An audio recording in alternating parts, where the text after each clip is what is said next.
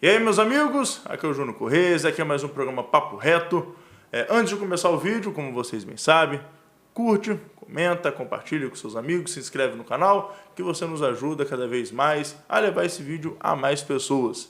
E hoje eu trouxe um convidado que é um amigo meu, um amigo me deu aula no ensino médio lá no terceiro ano, conheci ele ali, depois na faculdade trocamos algumas ideias, e nesses últimos anos nos aproximamos ainda mais, nos tornamos amigos, que é o Wellington Calegari.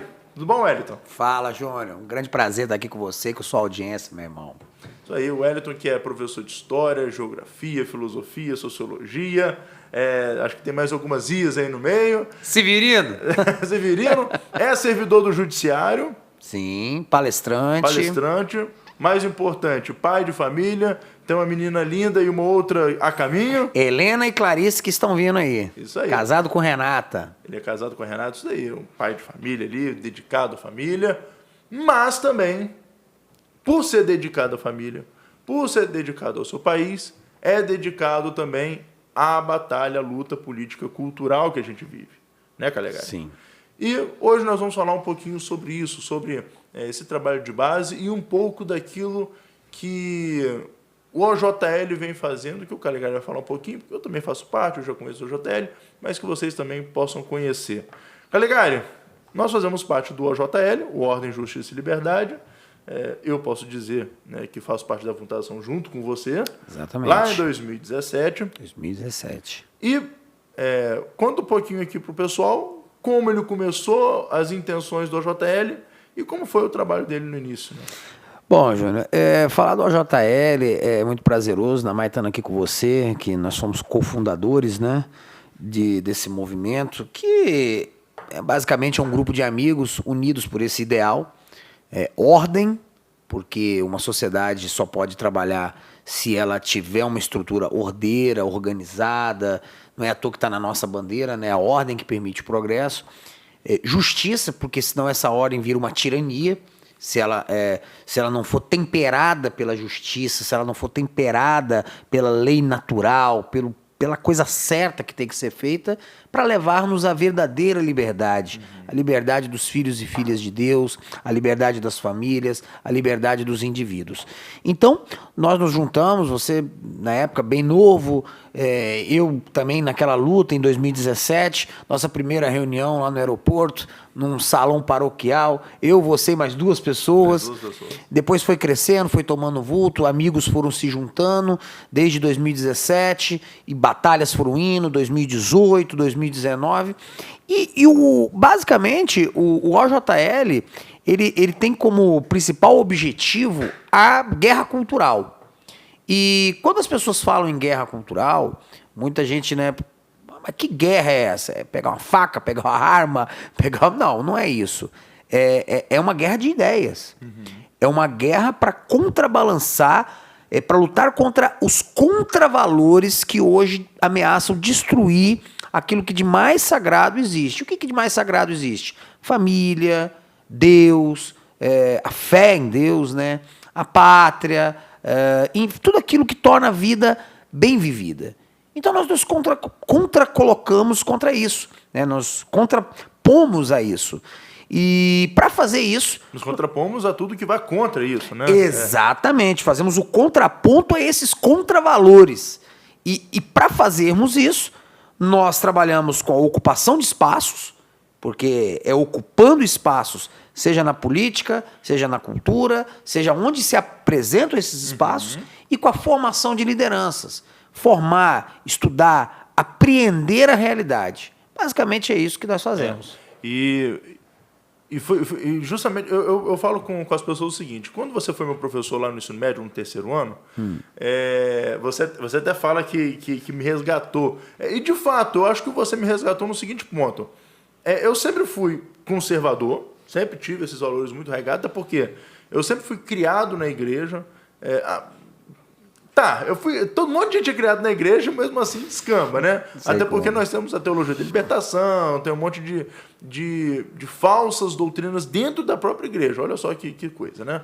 Mas isso sempre existiu. Só que eu sempre fui muito de estudar minha fé, de pesquisar minha fé. Então, sempre tiveram valores que, muito embora às vezes eu ouvia um padre isso, um padre aquilo, o ministro isso, o ministro aquilo falando alguma coisa, eu sempre parava e falava, não é isso que a doutrina está falando. Então eu sempre me puxava, só que eu ainda não me reconhecia como conservador. Eu ali naquele momento, quando começa o debate, lá em 2014, direita e esquerda, que aí começa a haver umas movimentações, ainda em 2010, lembra? Campanha Dilma e Serra. Sim. Quando na época começou o debate de aborto, na época eu já falava, sou contra o aborto, completamente Exatamente. contra. E eu era novo, eu tinha o quê? 2010 eu tinha 14 anos, eu acho. Então, assim, foi um período em que eu poderia muito bem ser seduzido pelo progressismo, aquela coisa. Não. Pelas ideologias, né? Pelas ideologias, de que sou contra o aborto, mas se fulano quiser fazer, eu não posso proibir. Tipo assim, eu sou contra o assassinato. Ah, mas se o cara perdeu a cabeça e quiser matar o vizinho dele porque jogou um lixo no terreno...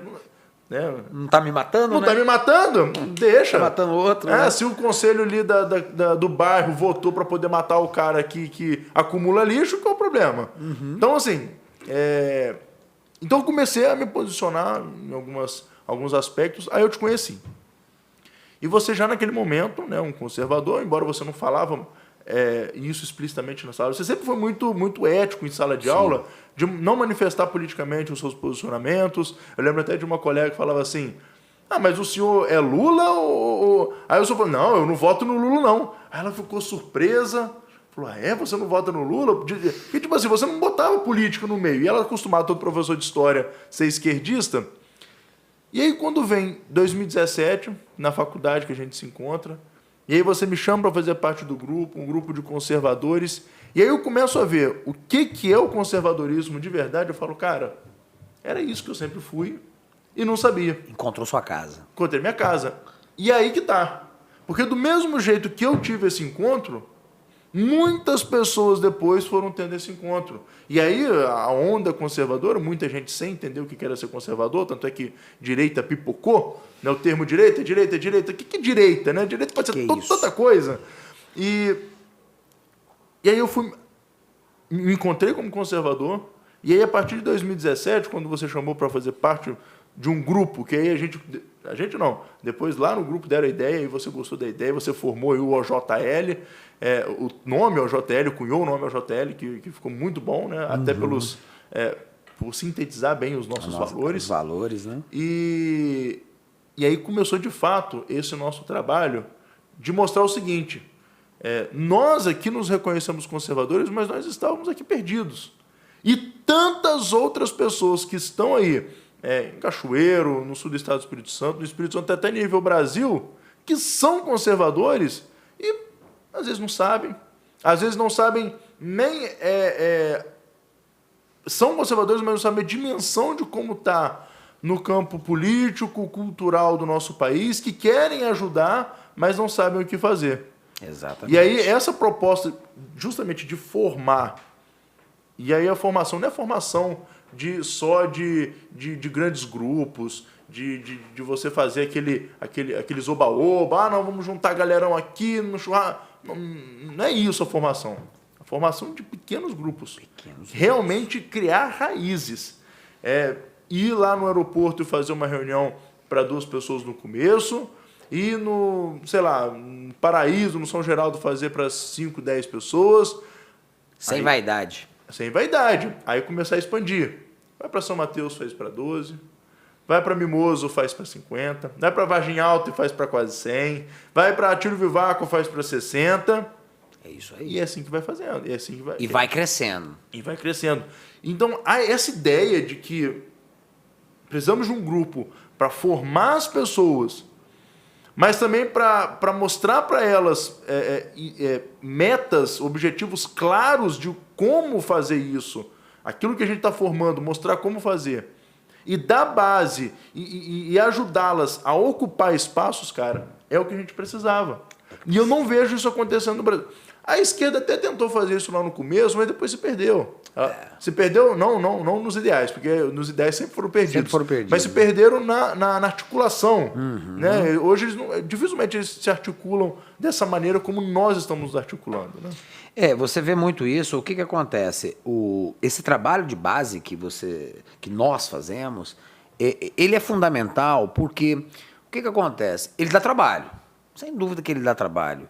Mas tudo aquilo que dá trabalho é o que dá resultado. Né? Aquele ditado que vem fácil, vai fácil, é muito verdadeiro. A pessoa que vem fácil está na política. Aquele voto que vem fácil, aquela direita que vem de forma irrefletida, que vem no oba-oba, vamos lá. Isso aí, isso não deixa marca, isso não deixa substância. O que precisa são de pessoas que saibam o que é que elas estão defendendo, por que elas estão defendendo, como elas devem defender, até que ponto elas devem defender. Quando você diz, por exemplo, que você já era conservador, você não está errado. Você não está errado. Porque, na verdade, eu sempre gosto de falar o seguinte, você tem dois tipos de conservadorismo. O difuso e o planejado, o político. O conservadorismo difuso é aquele que está espalhado pela sociedade, não só brasileira, pela sociedade humana em geral, que é o das pessoas que possuem valores, que são sementes da civilização ocidental, sementes da religião cristã, sementes da espiritualidade, sementes de uma moralidade que lhes foi transmitida por sua família, das tradições, das coisas boas da vida. Isso as torna naturalmente conservadoras. Você encontra isso em evangélicos, em católicos, em pessoas às vezes sem religião, em budistas até, em outras religiões, você vai encontrar. Essas pessoas são naturalmente conservadoras, mas elas não sabem disso. Elas não sabem porque, às vezes, você nem pergunta isso para elas. Né? E o fato de elas não terem consciência disso, muitas vezes as torna presa fácil de quem? Das ideologias, seja elas quais forem. E o que é a ideologia? A ideologia é o elemento corruptor. A ideologia é aquele pensamento pervertido, moderno, que traz sempre uma receita do paraíso, que na verdade esconde uma pegadinha. Né? Por trás dessa receita do paraíso existe uma engenharia social, existe, na verdade, a destruição de algum valor sagrado, existe... E aí você tem liberalismo, feminismo, comunismo, progressismo, tanto ismo desgraçado que você vê por aí. E aí entra o conservadorismo político, cultural, né? O conservadorismo pensado, que é o que o OJL faz, que é o quê? É chegar para essas pessoas difusas, essas pessoas que estão aí difusas pela sociedade, espalhadas, né? E chamá-las, arrebanhá-las e falar, meu amigo, veja bem, isso que você sabe, você precisa ter consciência disso e nós precisamos... Isso que você está fazendo, nós precisamos resgatar e precisamos trabalhar isso. Não basta você defender isso no seu interior. Claro que isso é fundamental. Mas existe um projeto político grande, mundial, nacional, regional, que quer destruir isso. E você tem que se contrapor a isso. Mas como? Aí nós vamos ensinar. Aí nós vamos trabalhar isso. E aí vão entrar os autores, aí vai entrar a filosofia, aí vai entrar o estudo da própria religião, a quantidade de católicos, evangélicos, protestantes, e te digo de outras religiões que não conhecem a própria religião. Não conhecem a própria religião. O cara é católico, tem uma religiosidade sentimental, tem uma religiosidade, até às vezes muito espiritualizada, afetiva, mas não conhece a própria doutrina. Com isso ele se torna o quê? Presa fácil de ideologias. Então, meu amigo, eu não preciso te doutrinar. Conheça a sua religião. Conheça a sua religião. Você já estudou a sua religião? Ou você está indo lá só pro oba-oba? Então, isso também é OJL. Entendeu? E você usou, né? Você falou aí da ideologia, que é uma construção da modernidade, né? Ela surge da modernidade. Só que se a gente for fazer um retrospecto, né, na pré-modernidade, né, na Idade Média, na Antiguidade, haviam algumas perversões, né? Sim. Só que se a gente pega, por exemplo, na Antiguidade, as opressões sempre existiram, né? Os governos opressores sempre existiram. Só que não eram da forma como as ideologias hoje. Não. A própria opressão na antiguidade, ela era entendida mesmo como a manutenção do poder. É o cara que tomava o poder e, para a manutenção do poder, ele era um opressor. Não havia um discurso de que ele iria acabar. Não, ele era o dono do poder e acabou. Com o tempo, né, com o cristianismo, a gente tem as perversões das heresias, né, dentro da própria igreja, né, já haviam as falsas doutrinas que foram sendo expurgadas, né, e até hoje a gente tem algumas falsas doutrinas que precisam ser expurgadas, mas aí, né, acabam seduzindo muito, né, até mesmo altos escalões, né, se bobear. E sempre aconteceu. Né? O arianismo, é novidade, né? O arianismo é do Padre Ário, lá do norte da África. Então, sempre existiu. Mas a modernidade, ela vem com uma roupagem diferente. Na modernidade, essas perversões vêm com um discurso... Não vem com um discurso de tomada de poder. Nunca o poder pelo poder. Diretamente não. Não é. É sempre um discurso de que existe um problema na sociedade e eu descobri como resolver o problema. Exatamente. Para resolver esse problema, nós temos que moldar o ser humano para esse caminho. Isso aí. E aí, para isso, o que precisa? Tomar o poder. Só que, veja bem, na ideologia, tomar o poder não é o fim, é um meio. Só que depois que eles atingem o poder, pronto. A ideologia parece que morre. Não quer mais. Basta ver, por exemplo, a União Soviética. Depois que eles tomaram o poder, esquece. Esquece o negócio de comunismo. Aqui é só o poder agora. Aqui, quanto mais consegue concentrar, e é aquela coisa que eu sempre questionei até na faculdade. Como que, para alcançar o comunismo, que é um estágio da história sem Estado, sem nenhum tipo de estrutura, você precisa tomar o poder e aumentar o poder do Estado. Você aumenta o poder do Estado para acabar com ele, isso não existe. Espera lá. Então, é uma negação em termos, né? É uma negação daquilo que é a realidade, daquilo que é o homem, daquilo que é a Constituição humana. São negações daquilo que é a história, daquilo que são valores, que são eternos, que eu me pergunto, é tão louco que realmente parece sedutor. Às vezes é tão fantástico, é tão fantástico que realmente é uma utopia que as pessoas até gostam. Porque justamente é algo que é inalcançado. Você não vê algo parecido na realidade e você quer alcançar. Aí as pessoas se agregam. Mas por quê? Porque às vezes não tem uma formação muito bem enraizada, não tem às vezes aquela formação em cima da rocha, né? Igual o Cristo fala, né? E aí você falou até mesmo da fé. Santo Agostinho falava isso. Não se ama o que não se conhece aquilo que não se ama. Então, se você ama essa igreja, tem que conhecer ela. E para você conhecer, quanto mais você conhece, mais você ama. Se você só é católico de IBGE, meu amigo, não adianta. Você vai para a missa, vai fingir que está indo à missa, vai fingir que está entendendo, vai fingir que acredita, e eles vão fingir que você é católico. Exatamente. Aí quando vier a ideologia... Presa fácil. Presa fácil. Presa fácil. E o que acontece? Você está vendo, a gente vê isso muito nesses encontros que nós estamos fazendo, por exemplo. O que acontece? Você se referiu, nós estamos fazendo encontros e nós não temos vaidade. Nós vamos fazer encontros em Guaçuí, em Mimoso, em São Mateus, em Piúma, encontros para 5, 6, 12, 15, 20, 30, sem vaidade. Sem vaidade. Aqui ninguém quer aparecer, aqui ninguém quer reunir multidões. Se as multidões vierem, ótimo, maravilha, mas se não vierem, eu estou satisfeito, nós estamos satisfeitos em estar falando para quem estiver presente. Por quê? Agora, o que se nota? Muitas vezes o ar de surpresa das pessoas, apesar da internet, apesar das informações que aí estão, apesar de muita informação desencontrada, ainda se nota a surpresa das pessoas quando você choca ela com certos dados, quando você coloca as pessoas diante de certa, como é que eu posso dizer? De certas constatações da realidade. Nós vimos isso, por exemplo, no último evento, que nós fizemos, o Base Conservadora, lá em Vitória, né? Foi muito bom. Um evento para mais de 230 pessoas, pagantes, né? Nós trouxemos o Hipócritas, né? O Bernardo Kister, infelizmente, não pôde ir por questões técnicas, né? Mas tivemos lá a galera do Centro Técnicas de perseguição? De perseguição, né? Questões supremas, né? Infelizmente, né?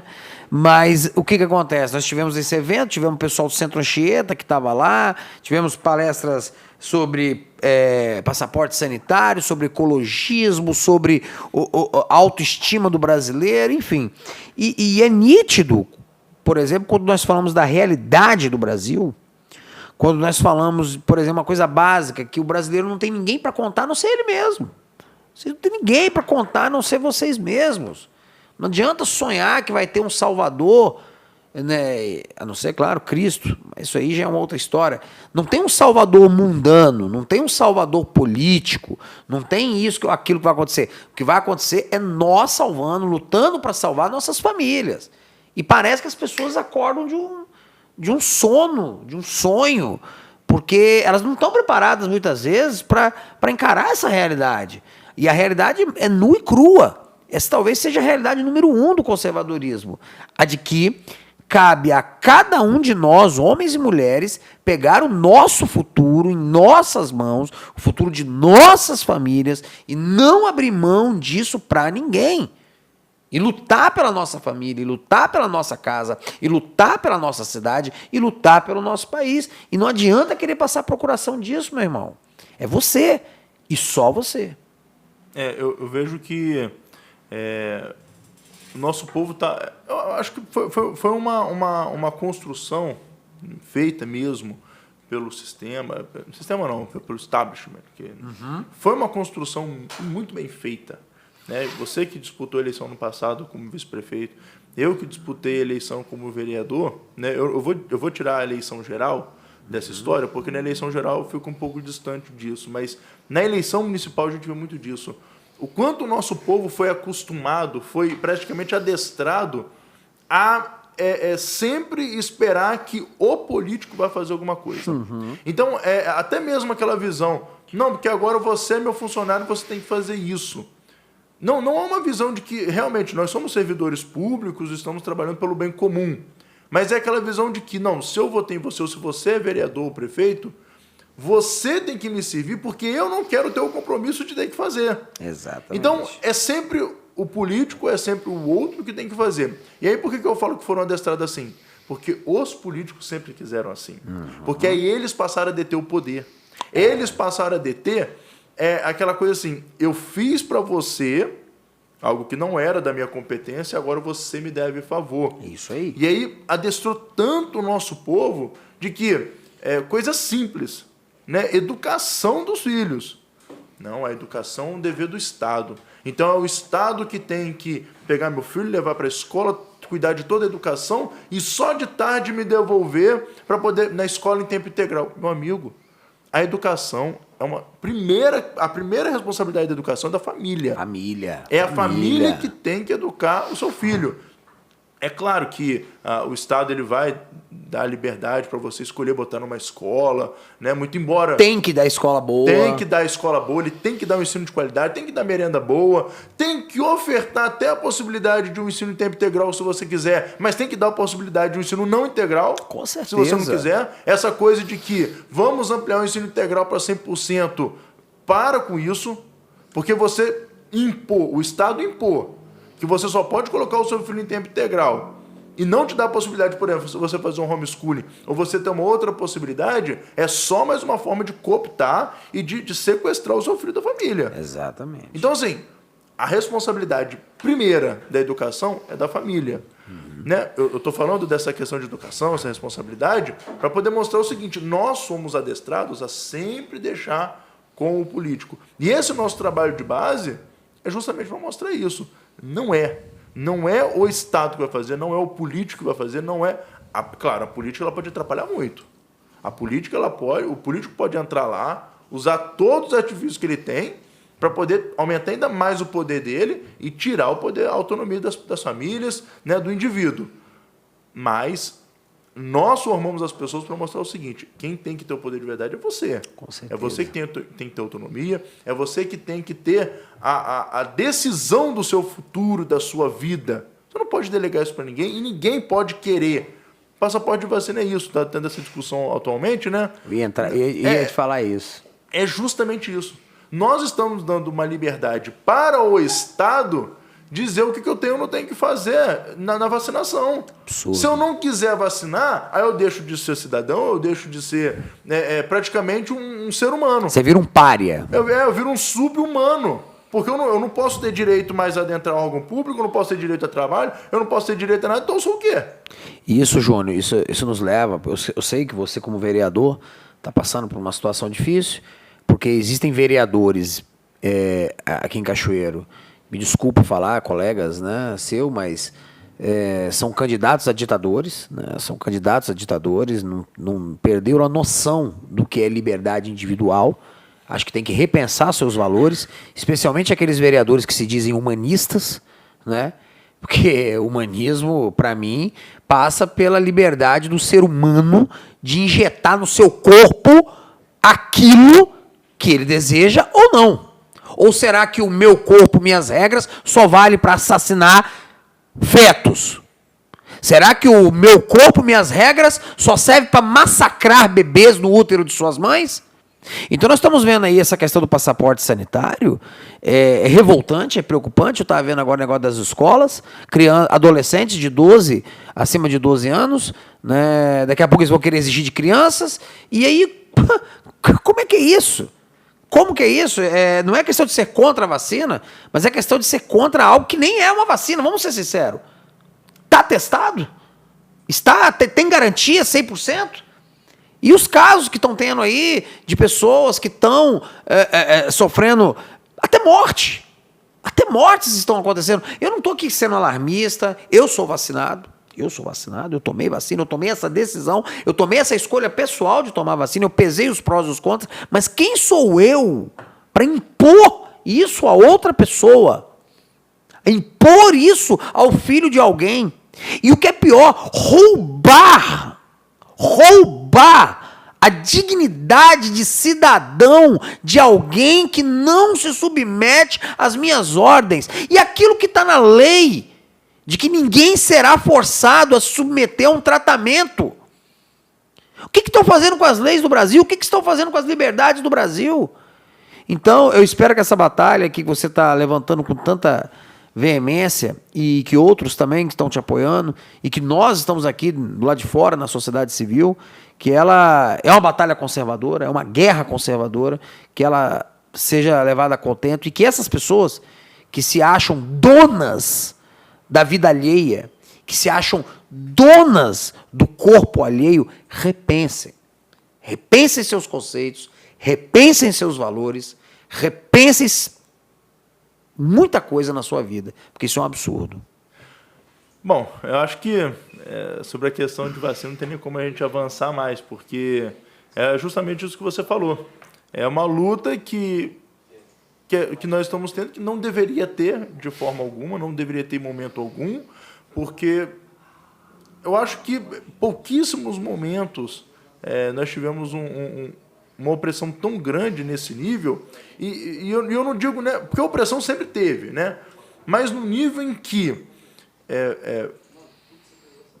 pessoas comuns se voltarem em cima de outras, usando um argumento de ciência que não existe. Sequer sabe o que é ciência, sequer sabe o que a ciência diz, e ficam usando um jargão de que é ciência para salvar vidas. Então, tipo assim, nós estamos num momento de realmente uma tensão, um momento alguns falam que é o fim do mundo, eu não acho que é o fim do mundo, não acho que é a parousia ainda. Mas é um momento muito, muito complicado para todo ser humano, para toda a humanidade. Porque não é só a minha liberdade de tomar vacina, é um precedente que se abre, é um precedente que daqui para frente... A máscara já começou assim. Não, vamos usar máscara para o lugar fechado, e depois vamos usar máscara para fora de casa, porque senão vai ser multado. Aí abriu o precedente. Aí depois abriu o precedente de poder fechar a igreja. Aí abre-se o precedente de que para vacina em momento de pandemia pode. Não, pera lá, cara. Eu não sei o que esse trem tem dentro. Eu não sei qual é o efeito disso daí. Eu não sei se hoje... Porque hoje é aquela questão que você falou. Nós aqui, que somos contra a obrigatoriedade, em momento algum a gente falou para as pessoas não se vacinarem. Você se vacinou, minha família toda se vacinou, eu nunca enchi o saco de ninguém. Mas eu que não quero me vacinar, sempre tem alguém que vai querer dizer que não, que você tem que vacinar porque você põe a minha vida em risco. Eu até falei esses dias com uma pessoa, você é vacinada? Sou. E você está com medo de mim, que não sou vacinado, porque você vacinada pode pegar... Então pra que serve sua vacina? Pra que serve sua vacina? Que lógica é essa? Quem devia estar com medo sou eu, e eu não estou com medo. Já tive Covid 2 vezes, fui assintomático. Então, tipo assim, não tem lógica. É só mesmo uma vontade de dominar. É só mesmo o prazer de dizer eu tenho poder e vocês são meus subjugados. Né? É isso aí. Não, é uma coisa absurda. Isso é o totalitarismo. As pessoas falam muito de totalitarismo, estudam história, o totalitarismo sempre se referindo aos regimes políticos, comunismo, fascismo e tudo mais. E, estrito senso, é isso que é o totalitarismo, né? Aqueles partido único, tal. Mas, lato senso, totalitarismo é algo diferente. É mais do que isso. É isso e mais do que isso. E o próprio... Quem captou bem isso foi a Igreja Católica, já tinha captado isso no seu magistério, né, quando ela faz denúncias sobre a estatolatria, né? E Edmund Burke também fala disso no seu livro Reflexões sobre a Revolução em França, porque o Estado moderno liberal criado pela Revolução Francesa, ele é em si, se ele não é totalitário, ele tende a isso. Ele tem um embrião do totalitarismo nele. E a revolução que é liberal, hein? Exatamente. Mas, na verdade, os maiores totalitários são os liberais. Os liberais você pode ver aqui. Quem mais está defendendo isso no Brasil? MBL, o Novo. São os liberais os que mais defendem o autoritarismo do Estado. Os maiores covardes, defensores da tirania estatal que dizem combater, são os liberais. Da mesma forma que socialistas nunca defenderam a solidariedade e a igualdade de fato entre as pessoas, liberais nunca defenderam a liberdade. Como todos os ideólogos são mentirosos. Liberal não defende liberdade. É só um nome. Porque o Estado liberal é um Estado que ele destrói todas as relações, todos os valores que não sejam a suposta liberdade individual. Na verdade, o liberalismo é a ideologia do individualismo, né? Só que o que é a ideologia do individualismo? Se você destrói religião, família, corporações, os corpos sociais, se você destrói tudo, então só existe um ente, o Estado. O Estado é a última instância.